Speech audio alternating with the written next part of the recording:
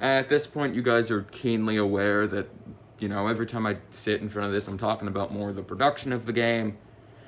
Well, of course, I'm always talking about the production of the game, but talking more specifically about, like, the, you know, like, ideas that have yet to happen. The devlogs, I'm showing stuff that I've done and am working on and stuff. This is, whenever I do these types of videos where it's me, no gameplay, and I'm flesh in front of the camera wearing the mask, whenever I do this, I'm talking about, things that have yet to come, things that are in the planning stage, and quite often the things that I say in these videos don't come to fruition. That's just realistically how it is. I mean, sometimes, like, things like greed's in the waste, that happens. That becomes a thing. Other times, like Takeover, it doesn't. Again, these are very hypothetical videos inherently. But I did say that I'd do the restoration update, and I did it, so I'd say 50-50. I'd say 50-50 track record so far, but whatever. So, the thing I want to talk about real quick is the Google Play Store port of Knights, because now that I have permission to do it, it's probably going to be reality. Like, realistically, if I finish Knights, which at the pace it's moving, it is moving slowly, but it's chugging along, Stage 3's done, 2.5 playables are done, Gregor still needs a skin. Planning on having 5, maybe 6 playables in the man campaign. You see, I'm just going to talk about how the release schedule of the playables is going to work. So the public builds are going to work as such, except for, like, bug fixes. Every release is going to add 2 new stages. So the first release had 2 stages and 2 playables. The second release was going to have stages 2, 3, and it's going to add nameless and a skin. The next release would be stages 5 and 6. And it's gonna add, the 4th playable. Then it would be stages 7 and 8, and that will add the 5th playable. Currently, only 5 playables are planned, which means for that release schedule to continue, a 6th playable would have to be made for stages 9 and 10. So more than likely, what's gonna happen is, instead of having a voting contest like I did last time, instead, what I'm going to do is I'm going to open up the Discord server and have some sort of contest to design a new character. Potentially, I don't know. Or redesign an existing FF character. That's way more involved with the community than just having people vote on things that I've already drawn. By the way, the people redesigning that, or drawing OCs or whatever, of course I'm going to redraw it in my style so it doesn't, friggin' stick out in Knights. Just note that will be the template. You can decide the moves and stuff, whatever. Whoever wins that contest. We had some rigged votes last time, quite a few of them, mind you. So, yeah.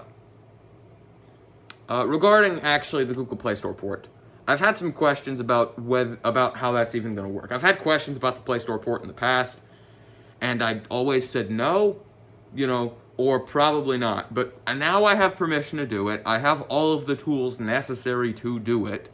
So there's no real reason not to do it at this point. Knights actually functions and is in an aspect ratio that would function on phones and tablets and whatnot. Rise was not. But Knights is. And I actually think Knights is good enough to warrant putting in the effort. Again, Rise was not. Rise was chock full of problems. So regarding what's going to be in the Play Store port, how it will differ. First thing, in-app purchases will not be a thing. Number one, I hate them as a concept. They're horrible, Honestly, like, you know the feeling, downloading a game and having something cool locked behind a paywall. That's horrible. And another thing, coins, inventory system, whatever, that will be out entirely. If a character unlocks are a thing, there will be unlock conditions, similar to beating the game in BM2 to unlock Dewberry for purchase. Instead, you just beat the game and you unlock the character. It's as simple as that. No coins or anything, because grinding should not be a thing in Knights. That's stupid. It just eats away at the player's time and patience, whatever. Or, if in-app purchases are a thing, it eats away at the player's money. Frick that. So I'm just not doing that. The next thing, ads. Now, ads will only be a thing in Knights if, you know, servers are a thing. If online multiplayer is a thing, ads will also be a thing. That's kind of the double-edged sword there. Because servers, realistically, you know, are a difficult thing to implement.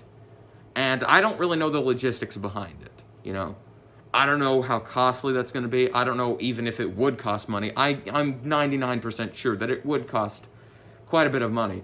So, hypothetically, you know, ads would have to be a thing alongside that just to make it, you know, friggin' possible and sustainable in the future.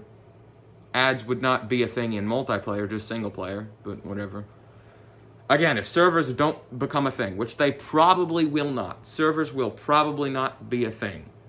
Ads will only exist alongside servers. So more than likely there won't be ads because more than likely there won't be servers. If those two things will coincide with each other, it's whatever. Again, there will be no in-app purchases, and ads would only be like a one-screen thing. You click the X every time you die. That's it. That's the extent of it, if they did become a thing. Again, it's purely for sustaining the servers. So if there are no servers, then there would be no reason for ads to exist. PvP would not be a thing. Number one, servers, inherently. And number two, a game as unrefined as Knights would not do well in PvP. BM2 PvP is jank as it is, and that's a terrible idea to put into a game that has, you know, significantly less people behind it, i.e. just me. And it's a terrible idea for a person who's never had an experience with online servers before, again, me. So servers would not be a thing. Dungeon Builder would also not be a thing, because I guarantee most of the people who played BM2 didn't care about dungeons anyway. And dungeons are just kind of subsidiary to like the actual story mode. So instead of focusing on dungeons, I could which would take a long time, I could focus on making more DLC stages, more DLC characters, etc. It would be a better use of my time. Another thing about the scope of Knights itself, 10 stages, you know, 6 playables, that's the scope. Every playable has a skin, whatever. Release date about Knights, regarding Knights. I'm going to try and go for September. That's the goal. September, early October, sometime in September, late August. That's the goal. Theoretically, the same time Knights released at about last year. That's a coincidence, mind you. Knights is just, I mean, not Knights released last year. Rise released last year. That's a coincidence, mind you. It has nothing to do with Rise's anniversary or anything. I'm just doing, it just lined up is what I'm saying. Knights is going to take longer, and I started earlier, so it just lines up like that. Also, I'm going to have a lot more free time later on to actually work on Knights after friggin' May ends. So that will pick up production. And I think that end of August to beginning of October is a pretty realistic release date for Knights. The Google Play Store port would probably release slightly after that.